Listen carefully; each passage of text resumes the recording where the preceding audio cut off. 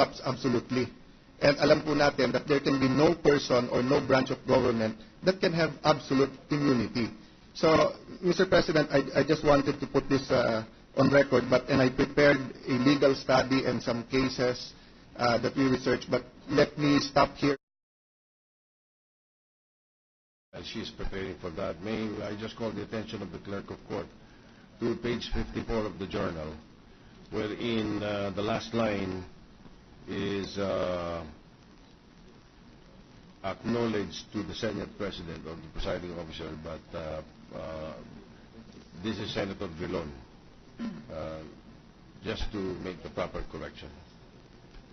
Typographical error, most probably. Anyway, for the record. So, Senator Pia Cayetano, Mr. President.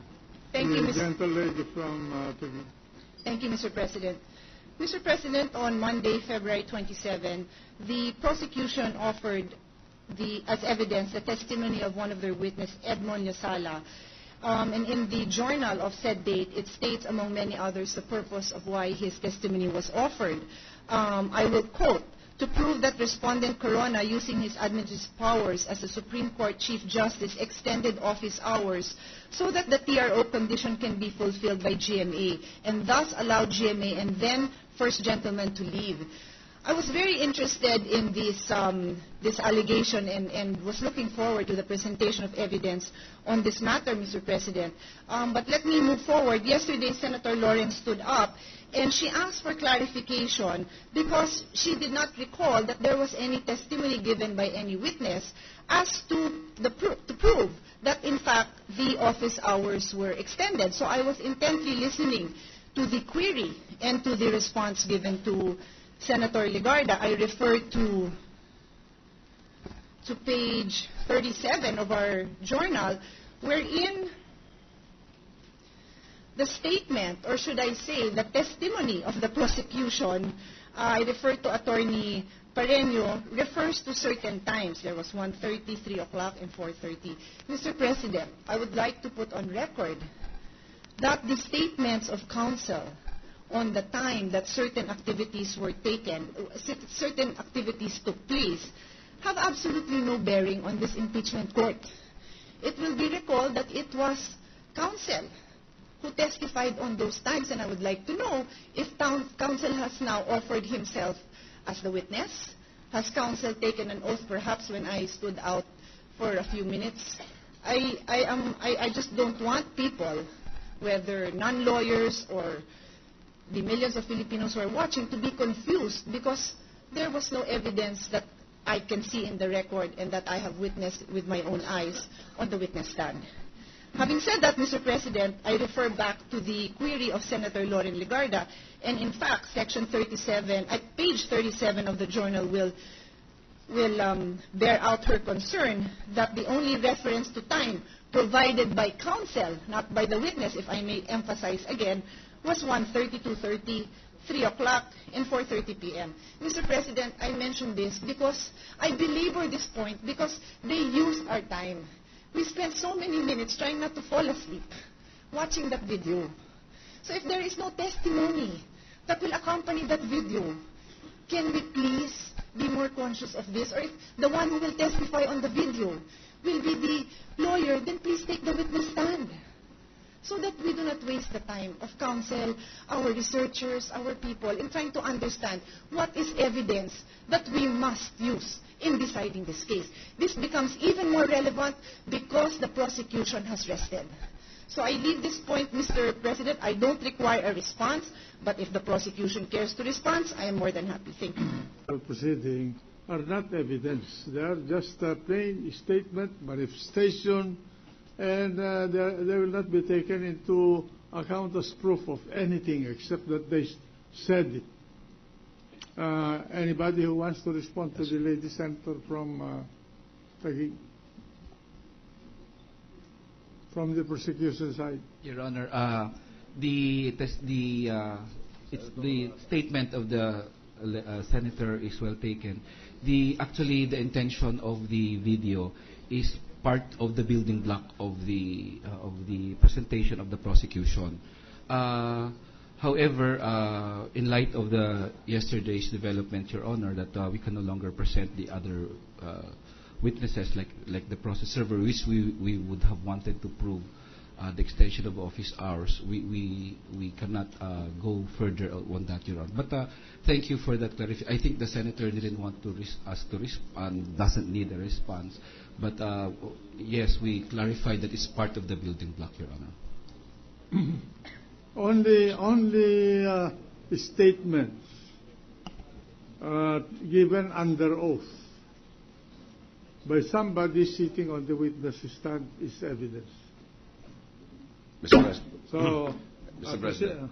Yes, maybe now proceed with the business for the day, and this is the continuation of the cross-examination of witness Mr. Danny Piedad of ABS-CBN by the defense. So may we call on the witness, Mr. President? You may call now the witness who is going to be subjected to cross-examination under the same oath. Let him take this stand. Your Honor, Attorney Al Pareño, Your Honor, for the prosecution. Yes. What's the pleasure of Attorney Al Pareño? Your Honor, I'm just going to be for the presentation, for the cross-examination, Your Honor. I will be for the prosecution, Your Honor, for the cross-examination of the defense.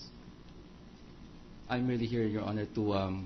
It's, to me, as a presiding officer, I'm confused about these things. Why do you have to designate somebody to stand up to attend to your the witness?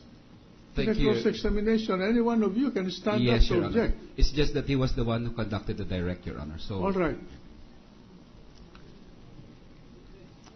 May we call the witness, then look at that. And before we proceed, now may I suggest, gentlemen, on both sides, you're putting this court in a very serious predicament because you already make pronouncement about the weight and the quantum of the evidence that you have presented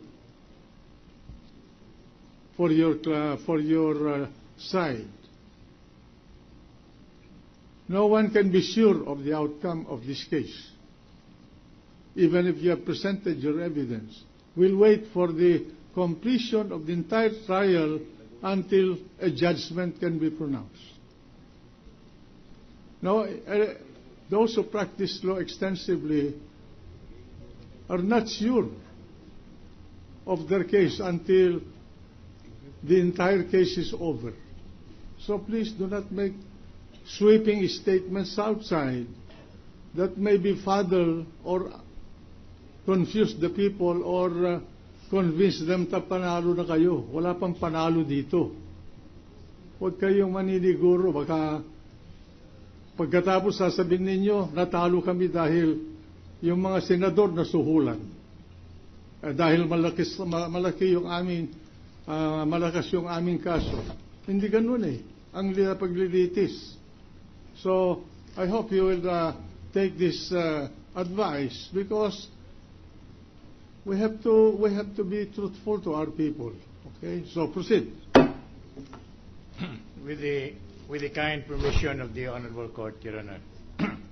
Proceed. Good afternoon, Mr. Piedad. Good Magandang afternoon hapon po po. sa inyo. Good afternoon po.